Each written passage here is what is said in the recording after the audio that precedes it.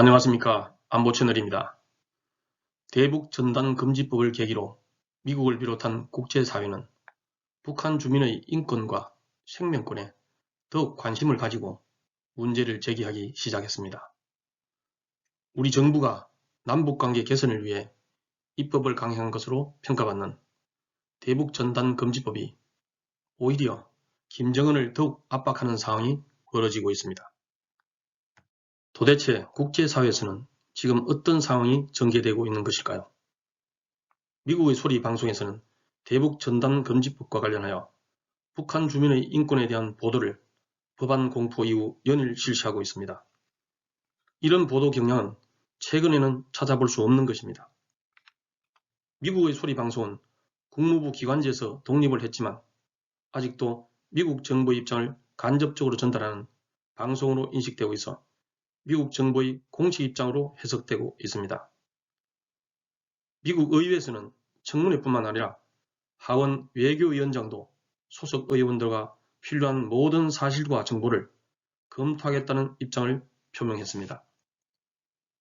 김정은이 가장 두려워하는 북한 인권 탄압 문제를 트럼프 행정부와는 달리 본격적으로 살펴보겠다는 의미입니다.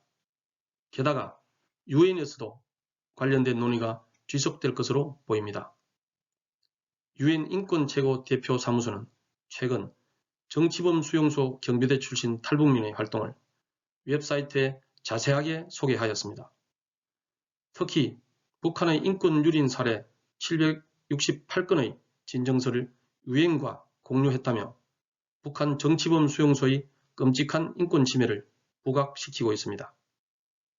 또한 130개국의 기독교연합체인 세계복음연맹 등 인권단체들은 종교 박해 실태를 지적하면서 북한 주민들의 생명권과 자유권이 침해당하고 있다며 질의서를 유엔에 제출했습니다. 북한 주민 인권 문제가 유엔으로까지 확대되는 상황이 되었습니다. 북한을 대화로 이끌어내기 위해 각종 비난을 감수하고 감행한 대북전단금지법이 오히려 김정은에게 더욱 곤란한 상황에 직면하게 만드는 결과를 가져오게 되었습니다. 아마 대북전단금지법을 만들라고 주장한 김여정은 자기 스스로 발등을 찍었다고 후회하고 있을 것입니다. 앞으로의 상황은 어떻게 전개될까요? 먼저 미국에서는 청문회를 계기로 북한 인권 탄압에 무관심한 트럼프의 정책에 비난이 확산될 것으로 보입니다. 바이든 행정부는 이런 여론 변화를 무시하지 못할 것입니다. 바이든의 정책에 북한 인권 문제가 포함될 것은 자명한 일이 될 것입니다. 미국의 한인단체 중 한 곳에서 청문회를 열지 말라고 요청했다는데 이런 흐름에 큰 영향을 못 미칠 것으로 예상됩니다.